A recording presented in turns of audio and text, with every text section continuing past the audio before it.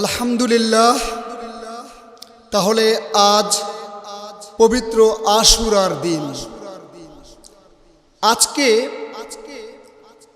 আমাদের আলোচনার বিষয়বস্তু হলো পবিত্র আশুরা কেন মর্যাদাবান, কেন ফজিলাতপূর্ণ। এই 10 মুহররম কেন অতি গুরুত্বপূর্ণ। আমাদের আজকের এই আলোচনায় আমরা যদি শুধুমাত্র মনে করি যে 10 মুহররমে কারবালার প্রান্তরে হযরত হুসাইন রাদিয়াল্লাহু আনহু মর্মান্তিকভাবে শহীদ হন, এটাই পবিত্র আশুরার তাৎপর্য, 10 মুহররমের তাৎপর্য, তাহলে কিন্তু ইতিহাসটা সঠিক হবে না। আমি এই জন্য প্রেক্ষাপট নিয়ে কথা বলবো। তবে আজকে অবশ্যই কারবালার প্রান্তরে হযরত হুসাইন রাদিয়াল্লাহু আনহুর মর্মান্তিক শহীদের ব্যাপারে যে প্রকৃত ইতিহাস এবং কারবালার যে প্রকৃত শিক্ষা, 10 মুহররমের প্রকৃত শিক্ষা, পবিত্র আশুরার প্রকৃত শিক্ষা নিয়ে আজকে কথা বলবো ইনশাআল্লাহ। যেহেতু কারবালা নিয়ে অনেক মিথ্যা গল্প কল্প কাহিনী, অনেক কুসংস্কার আছে সারা দুনিয়া জুড়ে, অতএব কারবালার প্রকৃত ইতিহাস নিয়ে আজকে কথা বলার চেষ্টা করব ইনশাআল্লাহ। তার আগে পবিত্র আশুরা কেন এত গুরুত্বপূর্ণ, আমরা একদম পেছন থেকে চলে আসি। দেখুন, আশারা শব্দ থেকেই আশুরা শব্দটা এসেছে, অর্থাৎ মুহররম মাসের 10তম দিনকে পবিত্র আশুরা হিসেবে পালন করা হয়। এখন আশুরা এটা তো 10তম দিন, আরবির যে কোনো মাসের 10 নম্বর দিনটাই 10তম দিন হতে পারে। তবে পবিত্র আশুরা হিসাবে মুহররম মাসের 10 তারিখটাই পবিত্র আশুরা, অর্থাৎ মুহররম মাসের 10তম দিন। আল্লাহ তাআলা কুরআন শরীফে 4টা মাসকে সম্মানিত হিসেবে ঘোষণা করেছেন। সেই 4 মাসের মধ্যে আরবি ক্যালেন্ডার অনুযায়ী মুহররম মাস হলো প্রথম মাস, এবং এই মুহররম মাসের 10 তারিখ 10তম দিন হলো পবিত্র আশুরার দিন। এখন কেন এত বেশি গুরুত্বপূর্ণ? ফেরাউনের মতো জালিম স্বৈরাচার শাসক, নিকৃষ্ট এক জানোয়ার, ভয়ঙ্কর রকমের এক প্রতারক, ভণ্ড শাসক, জালিম জুলুমবাজ এই ফেরাউন লক্ষ লক্ষ বনি ইসরাইলের জনগণকে এহেন কষ্ট নাই যে তারা দেয় নাই। তাদের আবাল বৃদ্ধ বনিতা শিশু যুবক বৃদ্ধ সবাইকে কি দারুণ কষ্ট দিত। কষ্টের নির্যাতনের স্টিম রোলার চালিয়ে দিয়েছিল ফেরাউন। সেই ফেরাউনের হাত থেকে নিষ্কৃতির জন্য নবী মুসা আলাইহিস সালাম তিনি তার লক্ষ লক্ষ বনি ইসরাইলের জনতাকে নিয়ে, তার উম্মতদেরকে নিয়ে তিনি সমুদ্রের পারে চলে আসলেন।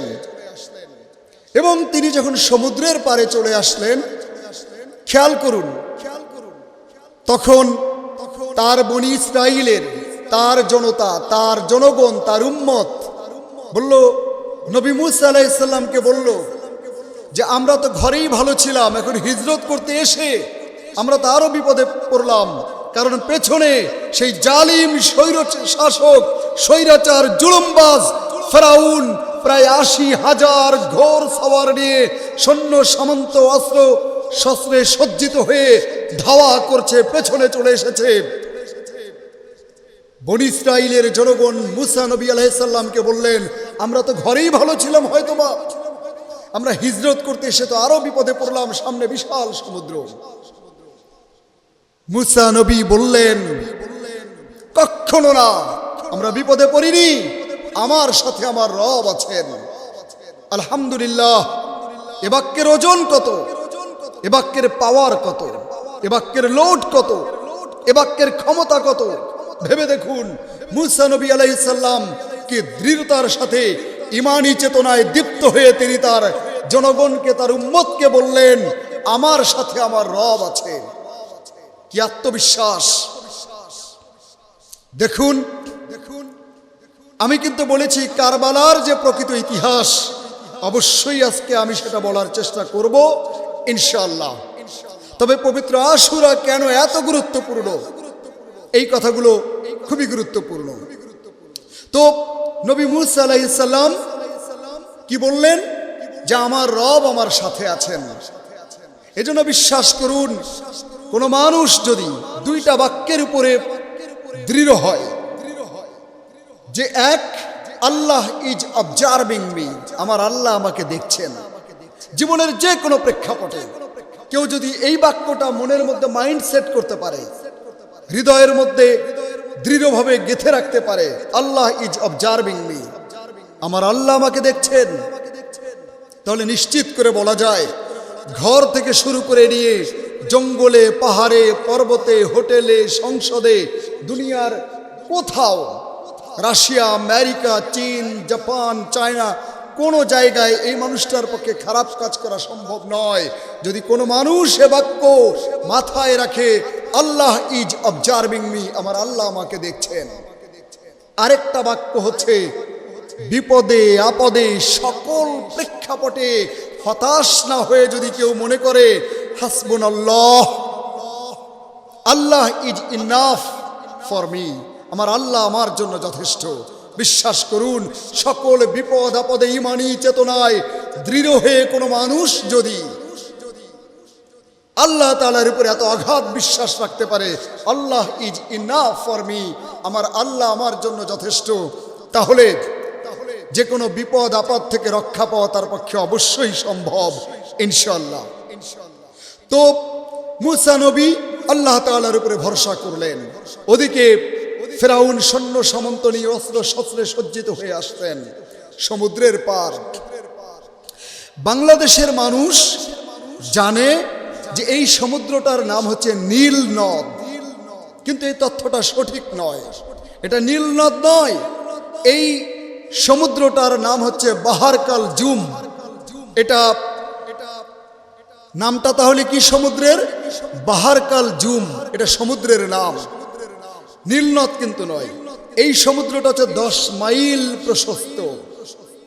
বনি ইসরাইলের জনগণ তো তখন 12 ভাগে বিভক্ত ছিল, পরে তো আরো 6 ভাগে বিভক্ত হয়ে এক একটা ভাগ 6 ভাগে বিভক্ত হওয়ার কারণে বনি ইসরাইলের জনগণ তারা 72 ভাগে বিভক্ত।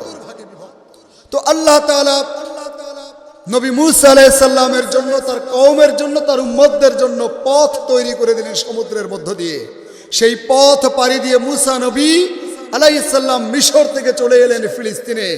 আর ওইদিকে জালিম, স্বৈরাচার, নিকৃষ্ট, ভয়ঙ্কর ফেরাউন এই বাহারকাল জুম সমুদ্রের মধ্যে তাকে আল্লাহ চুবিয়ে চুবিয়ে মারলেন। তাহলে আসুন, পবিত্র আশুরা এই মুহররমের 10 তারিখেই যেহেতু এই ঘটনাটা ঘটে, এটা পরিষ্কার, এ নিয়ে কোনো দ্বিমত নেই, কোনো সন্দেহ নেই এই ব্যাপারে যে মুহররমের 10 তারিখ পবিত্র আশুরায় এই ঘটনাটা ঘটে। মুসা নবীকে আল্লাহ তাআলা নাজাত দেন এবং ফেরাউনকে বাহারকাল জুম সমুদ্রের মধ্যে চুবিয়ে চুবিয়ে আল্লাহ তাআলা মেরেছেন। তাহলে এখানে এখন আসুন, এই ঘটনায় শিক্ষা কি? পবিত্র আশুরার শিক্ষা কি? পবিত্র আশুরার শিক্ষা হলো যে জালিম যত কঠিন হোক না কেন, যত ভয়ঙ্কর হোক না কেন, যত ক্ষমতাশালী হোক না কেন, যত পাওয়ারফুল হোক না কেন, যত হুঙ্কার ছাড়ুক না কেন, যত অস্ত্র শস্ত্রে বলিয়ান হোক না কেন, এই বাতিলের পরাস্ততা হবেই হকের কাছে। মুসা নবী আলাইহিস সালাম ছিলেন হক এবং ফেরাউন ছিলেন বাতিল। পবিত্র আশুরার প্রকৃত শিক্ষা হচ্ছে বাতিলের সামনে অবশ্যই হক মাথা তুলে দাঁড়াবে, হকের সামনে বাতিল পরাস্ত হবেই। মুসা নবীর এই নিষ্কৃতি পাওয়া, বিজয় লাভ করা, এই আনন্দময় পরিবেশ, আর ওইদিকে ফেরাউনের বাহারকাল জুম নদীতে সমুদ্রের মধ্যে চুবিয়ে চুবিয়ে মারায় বাতিলের ডুবে যাওয়াটাই প্রমাণ করে চিরকাল পৃথিবীতে আজীবন যারা বাতিল তাদের পতন নিশ্চিত। আর যারা হকপন্থী মুসা নবী আলাইহিস সালামের মতো হকের দৃঢ়, তাদের জয় সুনিশ্চিত, বাতিল পরাস্ত। এখন আসুন বাস্তবতা যদি বলি, এখানে আরো একটা উদাহরণ যোগ করা যায়। সর্বকালের সর্বযুগের সর্বশ্রেষ্ঠ মানুষ জনাবে মুহাম্মদ রাসূলুল্লাহ সাল্লাল্লাহু আলাইহি সাল্লাম, তিনি যদি মসজিদের মধ্যে শুধুমাত্র নামাজের ইমামতি করতেন, নামাজ পড়াতেন, তাসবিহ জপতেন, জিকির আজগার করতেন এবং সীমানাটা যদি সীমাবদ্ধ করে রাখতেন, বাতিলের বিরুদ্ধে যদি কথা না বলতেন, বাতিলের বিরুদ্ধে যদি দাঁড়িয়ে নেচে দেন, বাতিলের বিরুদ্ধে যদি জিহাদ না করতেন, তাহলে আবু জেহেলরা কি করত? বিশ্ব নবীজিকে ফুলের টোকাও হয়তো দিত না। বলতো, ভাতিজা তোমার কি লাগবে, তুমি মসজিদের মধ্যে খেদমত করতে থাকো, টাইলস লাগলে নাও, এসি লাগলে নাও। তখন হয়তো টেকনোলজিক্যালি এসি নাই, কিন্তু যত সুবিধা আছে, বেতন ভাতা যা লাগে, ভাতিজা তুমি না সব নাও, শুধু আমাদের ক্ষমতায় আমাদেরকে থাকতে দাও, যেভাবে ইচ্ছা আমরা ক্ষমতা চালাবো, কথা বলতে পারবা না। কিন্তু বিশ্ব নবীজি জনাবে মুহাম্মদ রাসূলুল্লাহ সাল্লাল্লাহু আলাইহি সাল্লাম, তিনি 27টা যুদ্ধের সেনাপতি ছিলেন। তিনি একদিকে মসজিদে ইমামতি করেছেন, আরেকদিকে 27টা যুদ্ধের সেনাপতি ছিলেন। বিশ্ব নবীজি বাতিলের বিরুদ্ধে মাথা নত করে নাই, এবং এজন্যই বাতিলের বিরুদ্ধে মাথা নত করা কোনো উম্মতের জন্য জায়েজ নেই। এটাই হচ্ছে চূড়ান্ত বাস্তবতা। বিশ্ব নবীজি কখনো কোনো যুদ্ধ নিজে বাধাননি, এটা মনে রাখতে হবে। মনে রাখতে হবে যে সমাজে যখন বাতিল হুঙ্কার দিয়ে ছুড়েছে, ওই বাতিলকে দমন করতে গিয়ে, বাতিলের অত্যাচার থেকে প্রতিরোধ করতে গিয়ে বিশ্ব নবীজি তিনি যুদ্ধের যে দায়িত্ব নিয়েছেন, এইটা আসলে কি, যে বিশ্ব নবীজি প্রতিরোধ করেছেন এবং বাতিলকে দমনের প্রচেষ্টা করেছেন। এই কারণে নবীজি জিহাদ করেছেন, 27টা যুদ্ধে তিনি সেনাপতি ছিলেন। তবে নবীজি ইচ্ছে করে কোনো যুদ্ধ বাঁধাননি, কারণ নবীজি হচ্ছেন শান্তিপ্রিয় মানুষ। তবে মুসলমানদের এখানে একটা শিক্ষা, যে সমাজে যখন জঙ্গি জঙ্গি বলে নাটক করা হয়, কোন মুসলমানের সন্তান, কোন মুসলমান, কোন ইমানি চেতনায় আকীদায় বিশ্বাসী বিশ্ব নবীজির উম্মত, কোন মুসলমান জঙ্গি হতে পারে না, জঙ্গি নয়। তাহলে কি, সমাজে যখন সন্ত্রাসবাদ বেড়ে যায়, চাঁদাবাজ বেড়ে যায়, টেন্ডারবাজ বেড়ে যায়, দখলবাজ বেড়ে যায়, অন্যায় জুলুম যখন স্টিম রোলার চলতে থাকে, মুসলমানের দায়িত্ব হচ্ছে তখন নবীজির উম্মত হিসাবে ওই বাতিলের বিরুদ্ধে দাঁড়িয়ে যাওয়া। তাতে যদি সশস্ত্র জেহাদ করতে হয়, জেহাদ করতে হবে। বাতিলের কাছে আপোষ করা যাবে না। এটা পবিত্র আশুরার শিক্ষা। মানুষের জেহাদ যদি বলা হয় 3টা স্তরের, জান দিয়ে জেহাদ করবে, মাল দিয়ে জেহাদ করবে, জবান দিয়ে জেহাদ করবে। প্রথমেই জবানের জেহাদ, বাতিলের বিরুদ্ধে হক কথা বলাটাও জেহাদ। ইসলামের কল্যাণে টাকা পয়সা ধন সম্পদ খরচ করাটা জেহাদ। আর জেহাদের চূড়ান্ত রূপ হচ্ছে বাতিলকে দমন করবার জন্য নিজের জীবনকে ভুলণ্ঠিত করে দিয়ে শাহাদাতের তামান্নায় এগিয়ে গিয়ে প্রয়োজনে শহীদ হওয়ার নাম হচ্ছে জেহাদের চূড়ান্ত রূপ। তাহলে মুসা নবী আলাইহিস সালাম ফিরাউনের অত্যাচারে কিন্তু তিনি তার জবান বন্ধ রাখেন নাই, তিনি কিন্তু জেহাদ করে গেছেন জবান দিয়ে। এটা হলো পবিত্র আশুরার শিক্ষা। বাতিলের সামনে মাথা নত করা যাবে না। এখন আসুন আমরা এই যে 10 মুহররমের ফজিলত এবং এই 10 মুহররমে আমাদের করণীয় কি।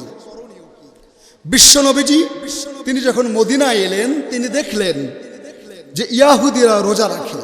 নবীজি জিজ্ঞেস করলেন, তোমরা রোজা রাখো কেন? ইয়াহুদিরা বলল যে আজকের এই দিনে মুসা নবী আলাইহিস সালাম তিনি ফেরাউনের হাত থেকে নিষ্কৃতি পান, আল্লাহ তাআলা নিষ্কৃতি দেন এবং ফেরাউনকে চুবিয়ে মারেন বাহর কালজুম নদীতে। মুসা নবী আলাইহিস সালাম আল্লাহর সন্তুষ্টির জন্য আজকের দিনে সিয়াম করেছেন, রোজা রেখেছেন। আমরাও তাই রোজা রাখি। নবীজি বললেন, নবী মুসা আলাইহিস সালাম তিনি তো আমার সবচেয়ে বেশি আপন, আমাদের সবচেয়ে বেশি আপন। তাই বিশ্ব নবীজি তিনি সিদ্ধান্ত নিলেন আমরাও রোজা রাখব। তারপর থেকে সাহাবাদেরকে নির্দেশ দিয়ে দিলেন রোজা রাখার। তাহলে বোঝা গেল পবিত্র আশুরা উপলক্ষে রোজা রাখাটা অত্যন্ত গুরুত্বপূর্ণ একটি ইবাদত। তবে এখানে আরেকটা কথা, নবীজি কিন্তু বললেন যে আমি যদি আগামী বছর বেঁচে থাকি তাহলে আমি 2টা রোজা রাখব। তার মানে নবীজি আদেশ করেছেন যে 10 মুহররমের সাথে মিলিয়ে আগে কিংবা পরে আরেকটা রোজা বাড়িয়ে দিয়ে 2টা রোজা রাখতে হবে। এখানে শিক্ষাটা কি? শিক্ষাটা হলো যদি একটা রোজা রাখা হয় তাহলে ইয়াহুদীদের সাথে সাদৃশ্য হয়ে যায়। ইসলাম সুন্দর, ইসলাম স্বতন্ত্র, ইসলামের নিজস্ব সংস্কৃতি আছে, ইসলামের নিজস্ব ইবাদতের আইন কানুন পদ্ধতি আছে, ইসলামের নিজস্ব গাইডলাইন আল কুরআন আছে। যদিও আল কুরআন গোটা পৃথিবীর মানব জাতির জন্য আল্লাহ হেদায়েতের জন্য গাইড বুক করে পাঠিয়েছেন। তাহলে বিশ্ব নবীজি চাননি যে কোনো বিজাতির ইবাদতের সাথে মুসলমানদের ইবাদতের কোনো মিল থাক, এটা আল্লাহর নবী চান নাই। এই কারণে কি করেছেন? রোজা একটা বাড়িয়ে 2টা বলেছেন যাতে কোনো মিল না থাকে। ইবাদতের ক্ষেত্রেও নবীজি চাননি মুসলমানদের সাথে বিজাতীয়দের কোনো মিল থাক, এটা হলো শিক্ষা।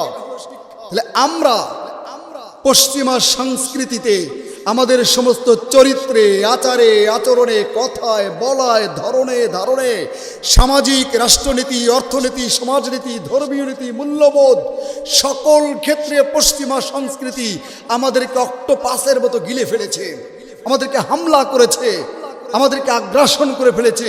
আমরা আগ্রাসিত হয়ে পড়েছি।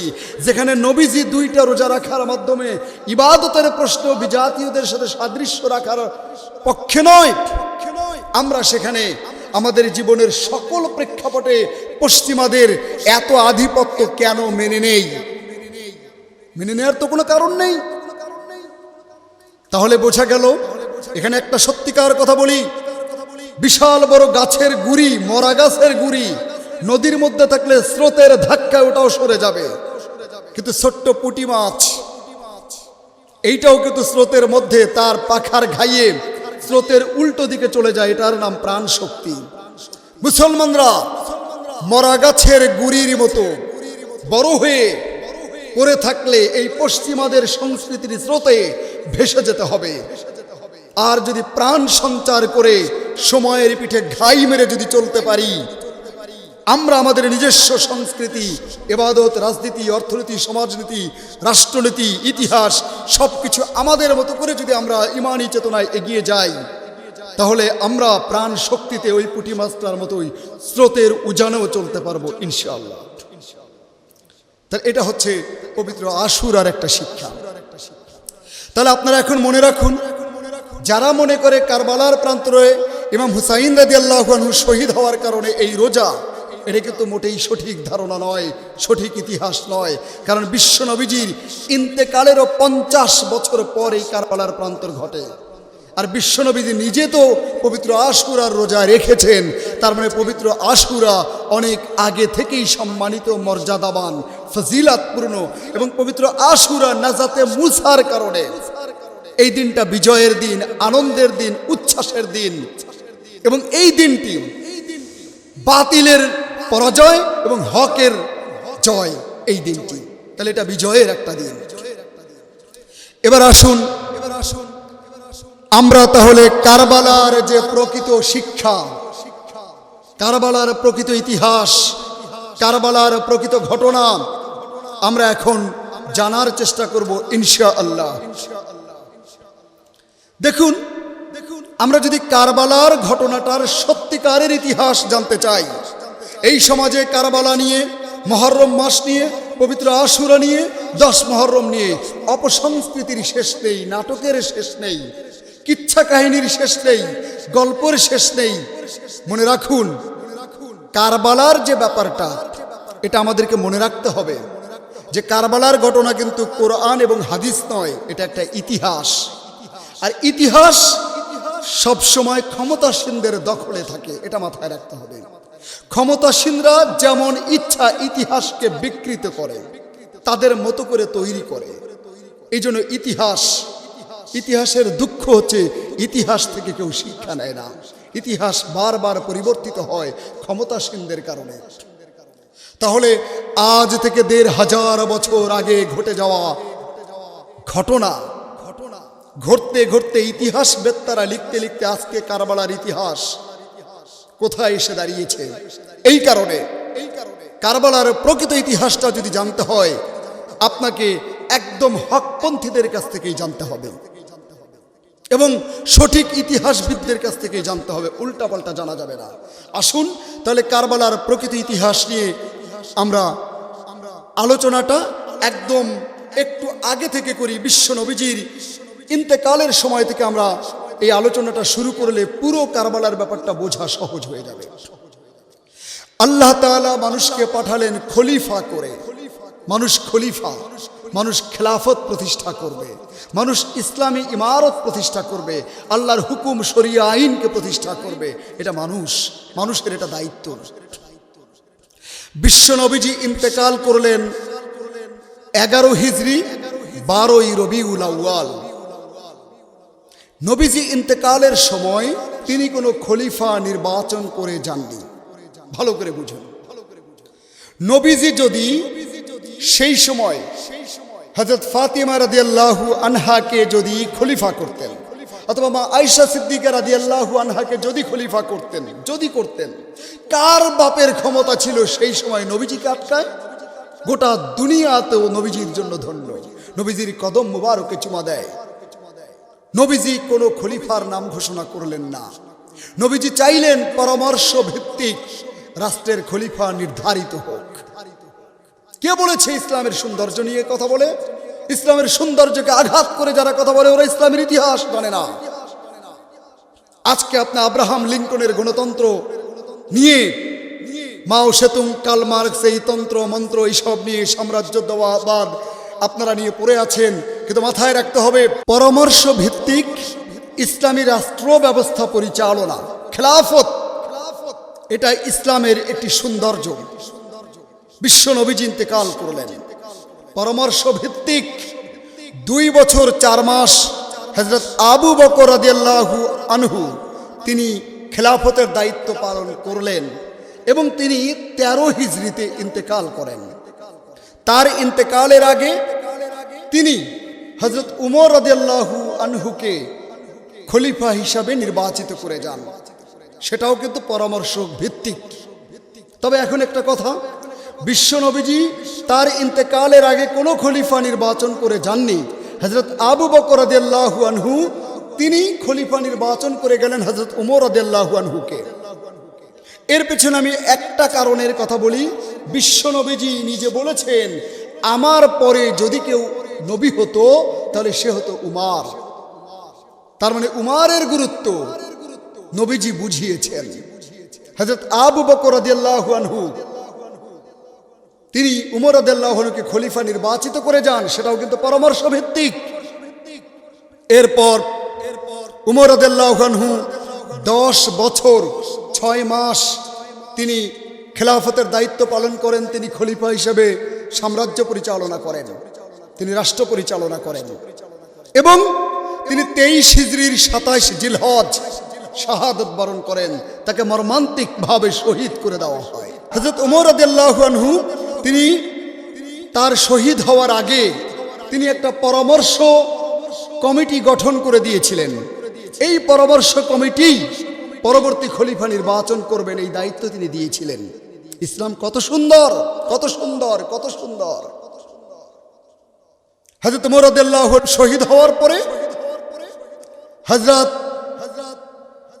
উসমান রাদিয়াল্লাহু আনহু তিনি খলিফার দায়িত্বে আসলেন পরামর্শ ভিত্তিক এবং তিনি ক্ষমতা বা খেলাফতের রাষ্ট্র পরিচালনা করলেন 12 বছর এবং হযরত উসমান রাদিয়াল্লাহু আনহু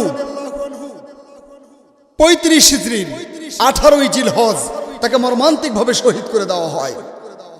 আব্দুল্লাহ ইবনে সাবা নামের মুনাফিক, এই সাবাই গোত্র, এরা 40 দিন পর্যন্ত বিদ্রোহী গোষ্ঠী হযরত উসমান রাদিয়াল্লাহু আনহুকে অবরুদ্ধ করে রেখেছিল। হযরত উসমান রাদিয়াল্লাহু আনহু 35 হিজরির 18 জিলহজ মর্মান্তিকভাবে শহীদ হলেন। হযরত আলী রাদিয়াল্লাহু আনহু তিনি খিলাফতের দায়িত্ব পেলেন। এখন আপনারা আরো বেশি মনোযোগী হন কারবালার প্রকৃত ইতিহাস বুঝবার জন্য এবং কারবালার প্রকৃত শিক্ষা বুঝবার জন্য। দেখুন এই সময় হযরত মুয়াবিয়া রাদিয়াল্লাহু আনহু তিনি দাবি উত্থাপন করলেন যে আগে উসমান রাদিয়াল্লাহু আনহু হত্যার বিচার হতে হবে। বিচারের ব্যাপারে তিনি একেবারে কঠোরভাবে দাবি করলেন। তার দাবিটা কিন্তু সঠিক, কারণ হযরত উসমান রাদিয়াল্লাহু আনহুকে যে মর্মান্তিকভাবে শহীদ করা হয়েছে, এই মুনাফিক চক্র এই কাজটা করেছে, এর বিচার হতে হবে। তো হযরত মুয়াবিয়া রাদিয়াল্লাহু আনহুর দাবিটা সঠিক। আবার এই দিকে হযরত আলী রাদিয়াল্লাহু আনহু বললেন আমি বিচার অবশ্যই করব, তবে রাষ্ট্রের এখন উত্তপ্ত পরিস্থিতি, পরিবেশ সুন্দর হোক, শান্ত হোক, স্থির হোক, তারপরে হযরত উসমান রাদিয়াল্লাহু আনহুর বিচার হবে। তাহলে এই দিকে আলী রাদিয়াল্লাহু আনহুর অবস্থানটাও কিন্তু সঠিক। আর আলী রাদিয়াল্লাহু আনহুর সেনাবাহিনী বা বিভিন্ন বাহিনীর মধ্যে আব্দুল্লাহ ইবনে সাবা, এই মুনাফিক সাবাই গোত্রের লোকজন কিন্তু আছে। তারা কিন্তু অবশ্যই তারাও প্রভাব রাখার চেষ্টা করছে, এবং তাদের প্রভাবের কারণে দেখুন হযরত মুয়াবিয়া রাদিয়াল্লাহু আনহু তিনি দাবি করছেন উসমান হত্যার বিচার করতে হবে, আর হযরত আলী রাদিয়াল্লাহু আনহু বললেন অবশ্যই বিচার করা হবে পরিবেশ সুন্দর হওয়ার পরে। এই সুযোগে আব্দুল্লাহ ইবনে সাবা, এই মুনাফিক, এই সাবাই গোত্র, এরা কিন্তু দ্বন্দ্ব বাঁধানোর চেষ্টা করলো। এই দ্বন্দ্বে 36 হিজরিতে জঙ্গে জামালের যুদ্ধ হয়, 37 হিজরিতে জঙ্গে সিফিনের যুদ্ধ হয়। তাহলে এ থেকে পরিষ্কার মুসলমানদের জন্য যত শত্রু আছে তার মধ্যে অন্যতম শত্রুর নাম হচ্ছে মুনাফিক।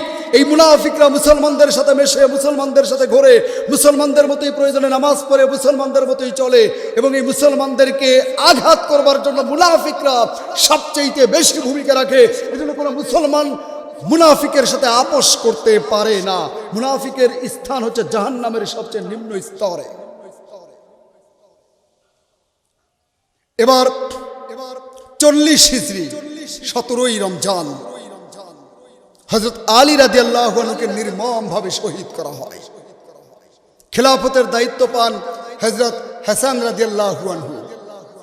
হযরত আলী রাদিয়াল্লাহু আনহুর বড় সন্তান, বিশ্ব নবীজির আদরের নাতি, তিনি খেলাফতের দায়িত্ব পান। আর যখন হযরত আলী রাদিয়াল্লাহু আনহু তিনি যখন খেলাফতের দায়িত্বে ছিলেন, তখন তিনি মক্কা, মদিনা, ইরাক এই অঞ্চলে তিনি খেলাফতের দায়িত্ব পালন করেন, এবং তিনি রাজধানীটাকে ইরাকের কুফায় নিয়ে এসেছিলেন।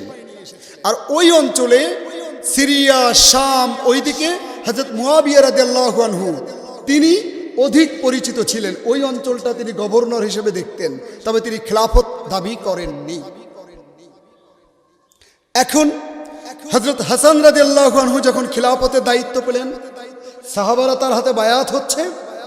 এখন এই যে মুনাফিক চক্র, এই মুনাফিক চক্র হাসান রাদিয়াল্লাহু আনহুকে বুঝাতে শুরু করলো যে আপনার উচিত মুয়াবিয়া রাদিয়াল্লাহু আনহুর সাথে যুদ্ধ করা, পুরো খেলাফতের দায়িত্বটা আপনিই হকদার। এই মুনাফিক চক্র বুঝাতে শুরু করলো। আবার অনেকে সাদা মনে, সহজ সরল মনে, তাদের দৃষ্টিতে, তাদের বিচারে এটাই হক মনে করে হযরত হাসান রাদিয়াল্লাহু আনহুকে বুঝাতে শুরু করে। এখন হযরত হাসান রাদিয়াল্লাহু আনহু তিনি চিন্তা করলেন খেলাফতের জন্য, ক্ষমতার জন্য আমার নানার প্রাণপ্রিয় উম্মতের মধ্যে গন্ডগোল হয়, রক্তপাত হয়, হাঙ্গামা হয়, দাঙ্গামা হয়, মারামারি হয়, আমি নবীজির নাতি হিসাবে এটা চাইতে পারি না। হযরত হাসান রাদিয়াল্লাহু আনহু তিনি তার খেলাফতকে ছেড়ে দিলেন হযরত মুয়াবিয়া রাদিয়াল্লাহু আনহুর উপরে। দেখুন, what's the beauty of Islam, ইসলামের কি সৌন্দর্য। হাসান রাদিয়াল্লাহু আনহু যদি দাবি করতেন যে আমি বিশ্ব নবীজির নাতি, আমি হযরত আলী রাদিয়াল্লাহু আনহুর সন্তান, আমি ক্ষমতার ভাগীদার, আমি খেলাফতের মালিক, আমি খেলাফত পরিচালনা করব, আমি খলিফা। তিনি পারতেন, কিন্তু তিনি কোনো প্রকারের যুদ্ধে জড়াননি, শান্তি স্থাপন করেছেন। এটা প্রমাণ করে ক্ষমা, ত্যাগ, এটাও ইসলামের সৌন্দর্য, যেটা হযরত হাসান রাদিয়াল্লাহু আনহু আমাদেরকে শিখিয়েছেন। আর আমার দেশে আমরা তো দেখলাম ক্ষমতার জন্য খুন, গুম, হত্যা, ধর্ষণ, আয়নাঘর, চাঁদাবাজি, টেন্ডারবাজি, লুটপাট, এমন কোনো অপকর্ম নেই যা করা হয় নাই। কিন্তু ওই যে জালিমের পতন সবসময় অবশ্যম্ভাবী। পবিত্র আশুরা এটাই প্রমাণ করে। মুসা নবীকে আল্লাহ তাআলা বিজয় দান করেছিলেন, আর মনে আছে তো কাফেরকে বাহারকাল জুম নদীতে চুবিয়ে মেরেছিলেন। এবার মুয়াবিয়া রাদিয়াল্লাহু আনহু ক্ষমতা পূর্ণভাবে খলিফা হয়ে গেলেন এবং তিনি 20 বছর রাষ্ট্র পরিচালনা করলেন। ইসলামের পঞ্চম খলিফা হযরত হাসান রাদিয়াল্লাহু আনহুকে বলা যেত, কিন্তু তার সময়কাল ছিল 6 মাসের মতো, এই কারণে তাকে পঞ্চম খলিফা বলা হয় না। মুয়াবিয়া রাদিয়াল্লাহু আনহু তিনি যখন খেলাফতের দায়িত্ব পালন করলেন 20 বছর, তখন মুসলমানদের জয় জয়কার, মুসলমানদের সমৃদ্ধি, উন্নতি, অগ্রযাত্রা সম্মুখমুখী। 49 হিজরিতে হাসান রাদিয়াল্লাহু আনহুকে বিষ প্রয়োগ করে শহীদ করা হয়। এরপর মুয়াবিয়া রাদিয়াল্লাহু আনহু তিনি 60 হিজরিতে ইন্তেকাল করেন। এখন আরো গভীর মনোযোগ হন, কারণ কারবালার প্রকৃত ইতিহাস এগুলোই। মুয়াবিয়া রাদিয়াল্লাহু আনহু ইন্তেকালের আগে তিনি পরামর্শ করলেন, পরামর্শ করেই তার সন্তান ইয়াজিদকে খেলাফতের দায়িত্ব দিয়ে যান, নমিনেশন দিয়ে যান। এখন অনেকের মনেই কিন্তু এটা প্রশ্ন যে হযরত মুয়াবিয়া রাদিয়াল্লাহু আনহু যখন তার সন্তান ইয়াজিদকে দিয়েছেন, তিনি তো রাজতন্ত্র প্রতিষ্ঠা করার জন্য কাজ করে গেলেন। তাহলে এখানে আমাদেরকে একটু ভাবতে হবে, ওই যে বিশ্ব নবীজি জনাবে মুহাম্মদ রাসূলুল্লাহ সাল্লাল্লাহু আলাইহি সাল্লাম তিনি খেলাফত ঘোষণা করেননি, এটাও ইসলামের একটা আইন। আবার হযরত আবু বকর রাদিয়াল্লাহু আনহু হযরত উমর রাদিয়াল্লাহু আনহুকে খেলাফত ঘোষণা করেছেন, এটাও কিন্তু একটা বাস্তবতা। মুয়াবিয়া রাদিয়াল্লাহু আনহু তিনি পরামর্শ ভিত্তিক ইয়াজিদকে খেলাফতের দায়িত্ব দেন এবং মুয়াবিয়া ইন্তেকাল করেন। ইন্তেকাল করার পর এবার বাস্তবতায় আসুন, যে এই জায়গায় আপনাদেরকে যদি বলি প্রকৃত ইতিহাস, মুয়াবিয়া রাদিয়াল্লাহু আনহু তার দিকে আঙুল উঠানো কোনো মুসলমানের জন্য মোটেই যৌক্তিক নয়। মুয়াবিয়া রাদিয়াল্লাহু আনহু কে? তিনি হলেন কাতিবিনে ওহী। আল্লাহর নবীর উপরে যখন ওহী নাজিল হতো, যেই সাহাবারা এই ওহীগুলোকে লিখতেন, তাদের মধ্যে একজন হচ্ছেন হযরত মুয়াবিয়া রাদিয়াল্লাহু আনহু, তিনি কাতিবিনে ওহী। তার ব্যাপারে আঙুল উঠানোর কোনো অপশন নেই। তিনি যখন ইয়াজিদকে খেলাফত দিয়েছেন, ওই সময় প্রশাসনিক দক্ষতায় রাষ্ট্র পরিচালনার ক্ষেত্রে ইয়াজিদকে অনেকে যোগ্য মনে করত এবং হযরত মুয়াবিয়া রাদিয়াল্লাহু আনহু যোগ্য মনে করেছেন, এই কারণে দায়িত্বটা দিয়েছেন ওই ক্ষেত্রে। কিন্তু এরপরে ক্ষমতায় এসে হযরত ইয়াজিদ হয়ে গেলেন হিংস্র। ক্ষমতার টিকিয়ে রাখবার জন্য যা যা করণীয় তার সব ধরনের অত্যাচার, নির্যাতন ইয়াজিদ করেছে। তার মানে ইয়াজিদকে যখন খেলাফত দেওয়া হয়, তিনি প্রশাসনিকভাবে রাষ্ট্র চালানোর জন্য যোগ্য ছিলেন। মুয়াবিয়া রাদিয়াল্লাহু আনহু ইন্তেকালের পরে ইয়াজিদ ক্ষমতাকে টিকাবার জন্য, মনে রাখুন নমিনেশন দেওয়া মানেই তো খেলাফত নয়, জনগণ তো মানতে হবে। মুয়াবিয়া রাদিয়াল্লাহু আনহু ইয়াজিদকে খেলাফত দিয়েছেন, মক্কা মদিনার সাহাবারা মানছে না। সেই সময় কত বড় বড় সাহাবা ছিল, আব্দুল্লাহ ইবনে উমর রাদিয়াল্লাহু আনহু, আব্দুল্লাহ ইবনে জুবাইর রাদিয়াল্লাহু আনহু, আব্দুল্লাহ ইবনে আব্বাস রাদিয়াল্লাহু আনহু, হযরত আবু সাঈদ খুদরি রাদিয়াল্লাহু আনহু, এরকম অনেক বড় বড় সাহাবারা আছেন মক্কা মদিনায়, সাহাবারা ইয়াজিদকে মানছেন না। তাহলে আমার প্রশ্ন হচ্ছে, ইয়াজিদকে যারা কাঠগড়া থেকে বাঁচিয়ে দিতে চায়, আমি তাদেরকে বলবো যে তাকে যেহেতু খলিফা হিসাবে মক্কা মদিনার অজস্র সাহাবী মানছেন না, তখন তার এই বড় বড় জলিল কদর সাহাবীদেরকে ডেকে বসে পরামর্শ করে সমাধান করার চেষ্টা তিনি করতে পারতেন। তিনি না করে তিনি গায়ের জোর দেখিয়েছেন, দাপট দেখিয়েছেন, খুন গুম এগুলো করতে শুরু করেছেন, অত্যাচার করতে শুরু করেছেন। এই জন্যই ইয়াজিদ হচ্ছে জালিম। এই জালিমের পক্ষ নেওয়া কোনো মুসলমানের জন্য ঠিক নয়। আসুন, সে যদি ভালো মানুষ হতো তাহলে সে ক্ষমতা ছেড়ে দিত, পরামর্শ ভিত্তিক ক্ষমতা ছেড়ে আরেকজনকে দিত, তাহলে বুঝতাম সে ভালো মানুষ। ক্ষমতার লোভে অত্যাচার করা এটা তো স্বৈরাচারের কাজ, স্বৈর শাসকের কাজ, জালিমের কাজ। এই জালিম যে হয় তার পক্ষ নেওয়ার কোনো যৌক্তিকতা নেই। অতএব ইয়াজিদের পক্ষ নেওয়ার কোনো যৌক্তিকতা নেই। ইয়াজিদের সৈন্যবাহিনী বা ইয়াজিদের লোকজন ঘরের মধ্যে হযরত হুসাইন রাদিয়াল্লাহু আনহুকে বোঝালেন বায়াত গ্রহণ করার জন্য। তখনও কিন্তু হুসাইন রাদিয়াল্লাহু আনহু বায়াত গ্রহণ করবেন না এই কথা বলেন নাই। তিনি বলেছেন, আমি ঘরের মধ্যে গোপনে কেন বায়াত গ্রহণ করব। এদের তিনি বায়াত গ্রহণ করবেন এটাও বলেন নাই, করবেন না এটাও কিন্তু বলেন নাই। বাস্তবতা বুঝতে হবে।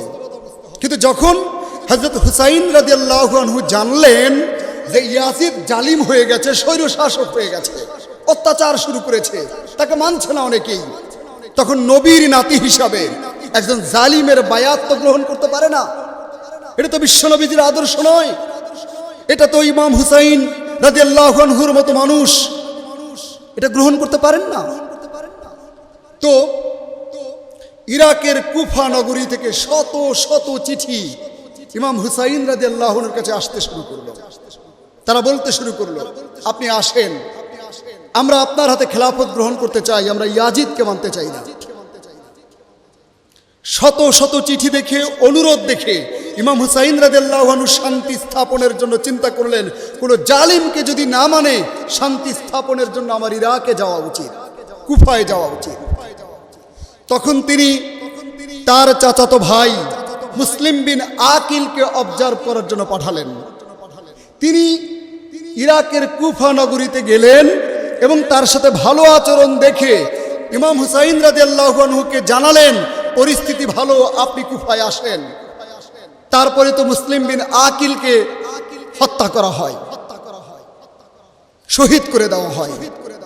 ইমাম হুসাইন রাদিয়াল্লাহু আনহু তিনি শান্তি স্থাপনের লক্ষ্যে তিনি ইরাকের দিকে যাচ্ছেন। বড় বড় সাহাবীরা আব্দুল্লাহ ইবনে জুবাইর রাদিয়াল্লাহু আনহু, আব্দুল্লাহ ইবনে উমার রাদিয়াল্লাহু আনহু, বড় বড় সাহাবারা অনুরোধ করলেন, আপনি যাবেন না ইরাকে, আপনি যাবেন না, কুফায় যাবেন না, কুফার মানুষ ভালো না, আপনি তো জানেন আপনার বাবাকে ওরা শহীদ করে দিয়েছে, ওরা ভালো না। কিন্তু ইমাম হুসাইন রাদিয়াল্লাহু আনহু তিনি চিন্তা করলেন যে কুফা নগরী, কুফাবাসী তারা যেহেতু ইয়াজিদকে মানে না, শান্তি স্থাপনের জন্যই আমার যাওয়া উচিত। তবে যারা মনে করে ইমাম হুসাইন রাদিয়াল্লাহু আনহু ইরাকের কুফা নগরীতে ইয়াজিদের সৈন্যের বিরুদ্ধে যুদ্ধ করতে গিয়েছেন, তারা ইতিহাসকে ভুল ব্যাখ্যা করে না। দোহাই, ইতিহাসকে ভুল ব্যাখ্যা করবেন না। ইমাম হুসাইন রাদিয়াল্লাহু আনহু যদি যুদ্ধের জন্যই যেতেন, তাহলে আহলে বায়াতের প্রায় ৮০ জন সদস্যকে কেন তিনি নিয়ে যাবেন? আহলে বায়াত মানে নবীর পরিবারের সদস্য। ছোট্ট ছোট্ট শিশুদেরকে নিয়েছেন, তার স্ত্রীকে নিয়েছেন, মহিলাদেরকে আর শিশুদেরকে তো কেউ যুদ্ধের জন্য নেয় না। এটা প্রমাণ করে বিশ্ব নবীজির দৌহিত্র প্রাণাধিক প্রিয় যেই ইমাম হুসাইনকে কোলে কাকে করে নবীজি খুতবা দিয়েছে, নবীজি ঘোড়া সেজেছেন, ইমাম হুসাইন এবং ইমাম হাসাইন রাদিয়াল্লাহু আনহু নবীজির পিঠের উপরে চড়ে ঘোড়া দাবড়িয়েছেন। এত ভালোবাসতেন যে নাতিকে নবীজি, সেই ইমাম হুসাইন তিনি যুদ্ধ চাননি, তিনি শান্তি চেয়েছেন। এবার তিনি যখন চলে গেলেন, উবাইদুল্লাহ বিন জিয়াদ উনি ছিলেন বসরা নগরীর গভর্নর। ইয়াজিদ কি করলো? ইমাম হুসাইন রাদিয়াল্লাহু আনহুকে ঠেকাবার জন্য কুফা নগরীর গভর্নরকে বাদ দিয়ে এই উবাইদুল্লাহ বিন জিয়াদকে ওইখানেও গভর্নর করে দেওয়া হয় এবং উবাইদুল্লাহ বিন জিয়াদের নেতৃত্বে প্রায় ৪,০০০ সৈন্য নিয়ে ইমাম হুসাইন রাদিয়াল্লাহু আনহুর সামনে দাঁড়িয়ে গেছেন। এখন ইমাম হুসাইন রাদিয়াল্লাহু আনহু পরিস্থিতি দেখে তিনি তো বায়াত গ্রহণ করবেন না, কারণ জালিমের পক্ষে কথা বলা বা জালিমের হাতে বায়াত গ্রহণ করা এটা ইমাম হুসাইন রাদিয়াল্লাহু আনহুর পক্ষে সম্ভব নয়। এখানেই তো হক আর বাতিলের প্রশ্ন। হকের পক্ষে ইমাম হুসাইন রাদিয়াল্লাহু আনহু। ইতিহাস ইমাম হুসাইন রাদিয়াল্লাহু আনহু তখন তিনি তিনটা শর্ত দিলেন, তিনটা প্রস্তাব করলেন। এক, আমাকে ইয়াজিদের সাথে কথা বলতে দাও, আমি সরাসরি ইয়াজিদের সাথে কথা বলবো। দুই, আমাকে মুসলিম সীমানায় অন্য কোনো ভূখণ্ডে আমাকে পাঠিয়ে দাও। তিন, আমাকে না হয় আমাকে মদিনায় ফিরে যেতে দাও। কিন্তু উবাইদুল্লাহ বিন জিয়াদ সে তো চায় যে ইয়াজিদের বায়াত গ্রহণ করবে ইমাম হুসাইন রাদিয়াল্লাহু আনহু, এটা সে চায়, আর এটা করতে পারলে তো সে পুরস্কার পাবে। কিন্তু হুসাইন রাদিয়াল্লাহু আনহু তিনটি শর্ত দিলেন, কিন্তু বায়াত গ্রহণের ব্যাপারে তিনি মোটেই রাজি হলেন না। এটাই প্রমাণ করে হক আর বাতিলের ব্যাপারে বাতিলের সামনে মাথা নত করা ইমাম হুসাইনের উত্তরসূরিদের কিয়ামত পর্যন্ত সম্ভব নয়। যুগ যুগান্তর লক্ষ লক্ষ বছর কিয়ামত পর্যন্ত তরুণরা, যুবকেরা এই যে ইমাম হুসাইন জান্নাতের সর্দার যুবকদের এই ইমাম হুসাইন রাদিয়াল্লাহু আনহুর উত্তরসূরি হয়ে কোন জালিমের বায়াত গ্রহণ করা, জালিম শাসককে মেনে নেওয়া, এটা মুসলমানদের পক্ষে সম্ভব নয়। বাতিলের বিরুদ্ধে হকের পক্ষে মুসলমানদেরকে দাঁড়াতেই হবে, এটাই কারবালার প্রকৃত শিক্ষা। এরপর যুদ্ধ শুরু হলো। যুদ্ধে আহলে বায়াতের পরিবারের সদস্যরা অনেকে শহীদ হয়ে গেলেন। কি মর্মান্তিক ইতিহাস! ইমাম হুসাইন রাদিয়াল্লাহু আনহু তাকে তার স্ত্রী বললেন, আমার এই ছোট্ট শিশুটা পানির জন্য হাহাকার করছে, তেষ্টায় ওর বুকটা ফেটে যাচ্ছে, তুমি ওকে একটু পানি পান করাও। ইমাম হুসাইন রাদিয়াল্লাহু আনহু তার শিশু সন্তানকে নিয়ে ইয়াজিদ বাহিনীর সামনে এসে বলল, তোমরা কি দেখতে পাচ্ছ এটা নবীর বংশের পরিবার, আহলে বায়াতের সন্তান, তোমরা আমার এই সন্তানকে একটু পানি দাও। ইয়াজিদের বাহিনী তীর নিক্ষেপ করে ওই ছোট্ট শিশুটাকে শহীদ করে দিল। ইমাম হুসাইন রাদিয়াল্লাহু আনহু তিনি তার স্ত্রীর কাছে এসে শিশুটাকে দিলেন আর বললেন, ও চিরজনমের মতো ঘুমিয়ে গেছে, আর কোনোদিন পানি পানি বলে তোমাকে বিরক্ত করবে না। ইমাম হুসাইন রাদিয়াল্লাহু আনহু যুদ্ধের এক পর্যায়ে ফোরাতকে উন্মুক্ত করলেন। ফোরাতের পানি এক আজলা হাতে নিলেন, পান করবেন। মনে পড়ে গেল তার ছোট্ট শিশু পানির অভাবে তীরবিদ্ধ হয়ে মারা গেলেন, শহীদ হয়ে গেলেন। তিনি আর সেই পানি মুখে নিলেন না। যুদ্ধ করছেন ইমাম হুসাইন রাদিয়াল্লাহু আনহু, একা বাতিলের বিরুদ্ধে লড়ছেন। ইমাম হুসাইন রাদিয়াল্লাহু আনহু বলছেন, আমি কি তোমাদের নবীর নাতি নই?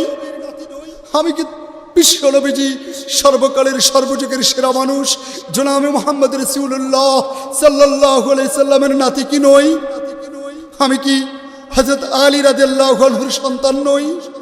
আমি কি মা ফাতিমার কলিজার টুকরা নয়নের মণি নই? আদরের ধন নই? তোমরা কাকে আঘাত করো, কাকে মারো? হযরত হুসাইন রাদিয়াল্লাহু আনহু যুদ্ধ করতে করতে তিনি শহীদ হয়ে গেলেন, তার গলাটা কেটে ফেলা হলো। ইয়াজিদের কাছে এই খণ্ডিত মস্তক নিয়ে যাওয়া হলো। ইয়াজিদ নাকি তখন অনুতপ্ত হয়েছেন, অনুশোচনা করেছেন। আমি বলি যে কারবালার প্রান্তরের যুদ্ধ তো এক ঘুট্টায় হয়নি। বুঝলাম টেকনোলজিক্যাল যুগ ছিল না, অনেক দূরত্ব ছিল, চাইলেই যোগাযোগ করা যেত না, কিন্তু যুদ্ধটা তো আর এক ঘন্টার একদিন হয় নাই, একাধিক দিন যুদ্ধ হয়েছে। অতএব এই সময় ইয়াজিদ চাইলেই আসতে পারত, সৈন্য পাঠাতে পারত, হুসাইন রাদিয়াল্লাহু আনহুকে সেভ করার জন্য, বাঁচাবার জন্য প্রচেষ্টাটা চালাতে পারতো। ইয়াজিদ চালায় নাই। এটাই প্রমাণ করে এই হত্যা থেকে, ইমাম হুসাইন রাদিয়াল্লাহু আনহুর শহীদ হওয়া থেকে ইয়াজিদকে মুক্তি দেওয়ার কোনো কারণ নেই। সে জালিম, সে স্বৈর শাসক, সে স্বৈরাচার। ক্ষমতায় টিকে থাকবার জন্য যা করা দরকার সব সে করেছে। ইতিহাস, মক্কা মদিনার মানুষরা ইয়াজিদকে আর মানছে না। 61 হিজরির 10 মুহররম কারবালার প্রান্তরে শহীদ হলেন হযরত হুসাইন রাদিয়াল্লাহু আনহু। 62 হিজরিতে এই ইয়াজিদ যখন মদিনার মানুষেরা, মক্কার মানুষেরা ইয়াজিদকে মানছে না, তখন সে কি করলো? তখনও তো সে ক্ষমতা ছেড়ে দেয় নাই। সে কত বড় ক্ষমতালোভী এবং জালিম, তার পক্ষ নেওয়ার কিচ্ছু নেই। পরিষ্কার বক্তব্য এটা। তিনি কি করেছেন? তিনি মুসলিম বিন উকবার নেতৃত্বে 10,000 সৈন্য মদিনায় পাঠিয়ে 3 দিন মদিনাকে অবরোধ করে রেখেছেন এবং পিছনে ছিলেন এই ইয়াজিদ। মদিনাকে লন্ডভন্ড করে ফেলেছেন এই ক্ষমতার লোভে। তাহলে কত বড় জালিম হতে পারে? তখনও কিন্তু তিনি ক্ষমতা ছাড়েননি, তিনি ক্ষমতা লোভী ছিলেন। এই যুদ্ধটার নাম হলো হাররার যুদ্ধ। দেখুন 63 হিজরিতে মক্কা নগরীর মানুষগুলো, সাহাবারা, সম্মানিত মানুষগুলো ইয়াজিদের বশ্যতা যখন তারা আর স্বীকার করছে না, তার বায়াতকে আর স্বীকার করছে না, তারা হযরত আব্দুল্লাহ বিন জুবাইর রাদিয়াল্লাহু আনহুর হাতে বায়াত গ্রহণ করেছেন। এই হযরত আব্দুল্লাহ বিন জুবাইর রাদিয়াল্লাহু আনহুকে, হযরত আব্দুল্লাহ বিন জুবাইর রাদিয়াল্লাহু আনহু হচ্ছেন জুবাইর বিন আওয়ামের সন্তান, যিনি 10 জন জান্নাতের সুসংবাদ প্রাপ্ত সাহাবাদের একজন। হযরত আসমা বিনতে আবু বকর রাদিয়াল্লাহু আনহুর সন্তান এই আব্দুল্লাহ বিন জুবাইর রাদিয়াল্লাহু আনহু। ইয়াজিদ কি করলো? ক্ষমতার লোভে, ক্ষমতার দাপটে এই জালিম স্বৈরাচার সে মক্কা নগরীতে হামলা করলো হুসাইন বিন নুমাইরের নেতৃত্বে। সেই ঘৃণিতম হামলাটা করলো এবং এই হামলায় সে কিন্তু মক্কা নগরীতে পর্যন্ত আঘাত শুধু করে নাই, সরাসরি কাবা শরীফে আঘাত করেছে। তাহলে যারা ইতিহাস থেকে ইয়াজিদকে বাঁচিয়ে দিতে চায় তাদেরকে প্রশ্ন করুন যে একটা মানুষ ক্ষমতার লোভে সে যদি মদিনাতেও হামলা করে, মক্কা নগরীতেও হামলা করে, কাবা শরীফে হামলা করে, সে কতটা ক্ষমতালোভী এবং কতটা জালিম হতে পারে তাকে ইতিহাস থেকে বাঁচিয়ে দেওয়ার কোনো মানে নেই। এই ইয়াজিদও যখন হত্যা হয়ে যায়,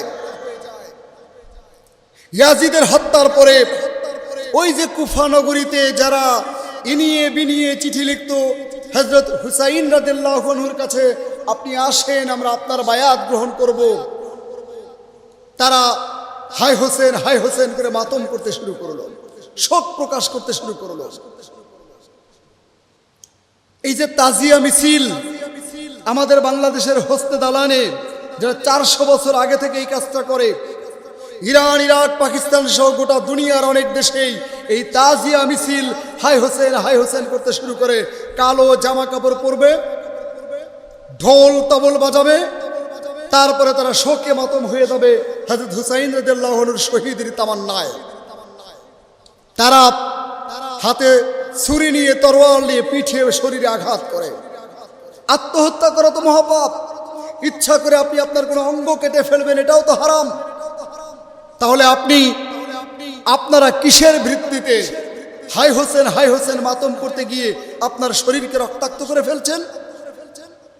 তাই যদি হয় তাহলে আপনাকে বলবো বিশ্বনবীজি জনাবে মুহাম্মদ রাসূলুল্লাহ সাল্লাল্লাহু আলাইহি সাল্লামের প্রাণাধিক প্রিয় বড় নাতি হযরত হাসান রাদিয়াল্লাহু আনহু 49 হিজরিতে তাকে যখন বিষ প্রয়োগ করে মেরে ফেলা হয়, তাকে শহীদ করা হয়, তার শহীদি চেতনায় আপনারা তাহলে বিষ খাওয়া শুরু করেন। তা আপনারা তো হযরত হাসান রাদিয়াল্লাহু আনহুর শহীদি ক্ষেত্রে আপনারা বিষ খেয়ে আপনারা তো মাতম করছেন না, শোক প্রকাশ করছেন না। হযরত হুসাইন রাদিয়াল্লাহু আনহুকে তো জবাই করা হয়, জবাই করে শহীদ করা হয়, তা আপনারা শরীরে মারেন কেন? আপনারা মায়া দেখাতে গিয়ে যখন ইসলামের অপসংস্কৃতি আপনারা চালু করেন, তাহলে আপনারা গলায় কেন ছুরি বাঁধেন না? মনে রাখতে হবে যে কারবালার প্রান্তর এটা মর্মান্তিক, এটা একটি ঐতিহাসিক বিষয় এবং হযরত হুসাইন রাদিয়াল্লাহু আনহুর শহীদ হওয়াটা অত্যন্ত দুঃখজনক, ইতিহাসের অত্যন্ত বেদনা বিদগ্ধ একটি অধ্যায়। এখান থেকে শিক্ষা গ্রহণ করতে হবে, কিন্তু এটাকে শহীদ দিবস হিসেবে প্রতিষ্ঠা করার চেষ্টা যুক্তিযুক্ত নয়। আপনি কেন শহীদ দিবস হিসেবে প্রতিষ্ঠিত করতে চাইবেন? সারা পৃথিবীতে হায় হোসেন বলে এই যে মাতম বলে এই যে ইমাম হুসাইন রাদিয়াল্লাহু আনহুর শহীদি বিষয়টাকে শহীদ দিবস হিসেবে যেন কারবালাকে যে প্রতিষ্ঠিত করার চেষ্টা। আমি যদি বলি যে 23 হিজরি 27 জিলহজ হযরত ওমর রাদিয়াল্লাহু আনহুকে একেবারে নামাজের ইমামতি অবস্থায় তার নাভিতে এবং তার কাঁধে বিষাক্ত ছুরি দিয়ে 6টা আঘাত করে দুনিয়া থেকে শহীদ করে দেওয়া হয়। এত বড় নির্মম শহীদ হওয়ার ঘটনা। হযরত উসমান রাদিয়াল্লাহু আনহুকে তার বাড়ির দেয়াল টপকে 40 দিন অবরুদ্ধ রেখে তাকেও তো হত্যা করা হয় ছুরি দিয়ে। এবং এটা 35 হিজরির 18ই জিলহজ, এরপরে 40 হিজরির 17ই রমজান হযরত আলী রাদিয়াল্লাহু আনহুকে ফজরের নামাজের আগে তাকে তো ছুরি দিয়ে হত্যা করা হয়। উহুদের প্রান্তরে 70 জন সাহাবীকে শহীদ করে দেওয়া হয়। ওয়াহশী নামের এক ব্যক্তি বিশ্ব নবীজির চাচা হযরত হামজা রাদিয়াল্লাহু আনহুকে এমন ভাবে শহীদ করে, কোরবানির গোশত যেইভাবে কেটে টুকরো টুকরো করে ওইভাবে নির্মম ভাবে শহীদ করা হয়। তাহলে হযরত হামজা রাদিয়াল্লাহু আনহুর সেই শহীদিটাকে, ওই তারিখগুলোকে সারা পৃথিবীতে যদি মাতম করতে থাকে, তাহলে শহীদ দিবস কি মাতম হওয়ার দিবস? মোটেই নয়। তাহলে কারবালার প্রকৃত শিক্ষা, 10 মুহররমের প্রকৃত শিক্ষা, পবিত্র আশুরার প্রকৃত শিক্ষা হচ্ছে বাতিলের সামনে মাথা নত না করে জালিম স্বৈরাচার, স্বৈরশাসক, জুলুমবাজ, খুন গুম ধর্ষণকারী, আয়নাবাজি, আয়নাঘর বাইনাঘর বানিয়ে যারা জালিম হয়ে যায় পৃথিবীতে যুগ যুগান্তর, ওই বাতিলের সামনে মাথা উঁচু করে কালেমার পতাকে ঝান্ডাকে উঁচু করবার জন্য বুকের তাজা রক্ত ঢেলে দেওয়ার নাম হচ্ছে কারবালার প্রকৃত শিক্ষা। বাতিলের সামনে আপোষ না করা। दस्तो दस्ताए दरिया भी न सोरे हमने, बाहर जुल्मत पे गोरो को दरो दिए हमने। টাইগ্রিস নদীর উত্তাল তরঙ্গের ঢেউ পাড়ি দিয়ে এই মুসলমানের আফ্রিকার ভূখণ্ডে কালেমার খচিত পতাকাকে পথ করে উড়িয়েছে। তাহলে কারবালার প্রকৃত শিক্ষাই হলো বাতিলের সামনে কোনো প্রেক্ষাপটে মাথা নত না করা। হক আজীবন জিতবেই। তুমি যত বড় জালিম হওয়ার স্বৈর শাসক হও, পুরাতন স্বৈরাচার আর নতুন স্বৈরাচার, যত প্রকারের স্বৈরাচার ভবিষ্যতে হবে, সকল স্বৈরাচার আর জালিমদের জন্য একটা মেসেজ, এই পবিত্র আশুরার দৃপ্ততায়, ইমানি দৃঢ়তায়, ইমাম হুসাইন রাদিয়াল্লাহু আনহুর শহীদি তামান্নায় তার বাতিলের বিরুদ্ধে আপোষ না করে, জালিম ইয়াজিদের বিরুদ্ধে আপোষ না করে, বায়াত গ্রহণ না করে তিনি নিজের জীবনটাকে পর্যন্ত দিয়ে দিয়েছেন। কল্লা দ্বিখণ্ডিত হয়ে গেছে, বাতিলের সামনে মাথা নত করে নাই। এই শিক্ষাটাই হলো পবিত্র আশুরার শিক্ষা, 10 মুহররমের শিক্ষা, কারবালার প্রকৃত শিক্ষা। এটাই হচ্ছে চূড়ান্ত ইতিহাস। আল্লাহ তাআলা আমাদেরকে সঠিক ইতিহাস বুঝার তৌফিক দিন এবং সারা পৃথিবীর মুসলমানদেরকে একত্রিত করে দিন। এই গোল টুপি, লম্বা টুপি, চাপটা টুপি, বাঁকা টুপি, সোজা টুপি, এগুলো নিয়ে মতবিরোধ করা যাবে না। আপনি এগুলো নিয়ে মতবিরোধ করলে একটা সময় টুপি মাথায় দেওয়ার তো মাথাই খুঁজে পাবেন না, আপনার এই মাথাই তো কেটে ফেলবে জালিমেরা। হাত বুকে বাঁধবেন, নাভিতে বাঁধবেন না, এ নিয়ে আপনি নাটক করবেন। তার নামে ইসলামী বিভেদ তৈরি করা যাবে না এবং ঐক্য নষ্ট করার চিন্তা করা যাবে না। মুসলমানরা যদি আজও শাহাদাতের তামান্না নিয়ে যদি দাঁড়িয়ে যায়, গোটা পৃথিবীর জালিম আর স্বৈরাচারেরা কিয়ামত পর্যন্ত পদদলিত হবে, পদপিষ্ট হবে, তারা পরাজিত হবে। কালেমার খচিত পতাকা উড্ডীন হবে আকাশে, পথ করে উঠতে থাকবে আজীবন। মুসলমানদের বিজয় সুনিশ্চিত, হকের বিজয় সুনিশ্চিত ইনশাআল্লাহ।